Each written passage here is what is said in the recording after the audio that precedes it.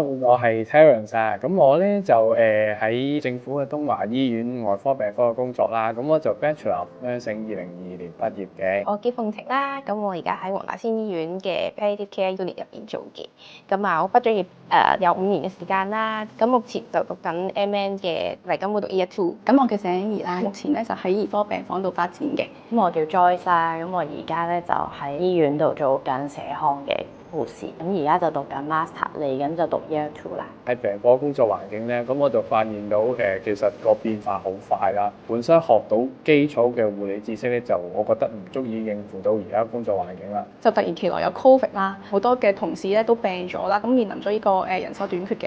立即 take up 嗰個 responsibility 去照顧大量嘅病人啦。咁發覺原來自己喺臨床知識同埋嗰個技巧上面咧都有啲不足嘅。嗰陣時覺得需要增值自己嘅，都知道其實醫院有 PRCC 讀嘅，咁但係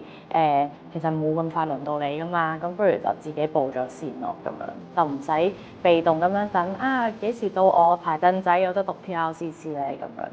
我自己希望即係可以得到嘅就係 EM program 入邊可能再 advance 啲嘅一啲 nursing knowledge 或者 skills 啦。可以學到嗰個疾病嘅管理方式啦，甚至涉及到好多 management 方面嘅 knowledge 同埋 skills 啦。咁唔單止係跟翻以前學校去學嘅嗰一套 guideline 去做咁簡單，而係好多時候有啲 update 嘅 evidence-based 嘅 practice 啦，咁係可能需要做啲 literature review 啊，同埋一啲嘅行政方面啊，同埋一啲嘅研究方法咁樣咯，從而可以提升到自己嗰個批判性思考啊，同埋嗰個解決問題嘅能力嘅，期望可以喺將來勝任呢個更加高嘅護理職位咁樣咯。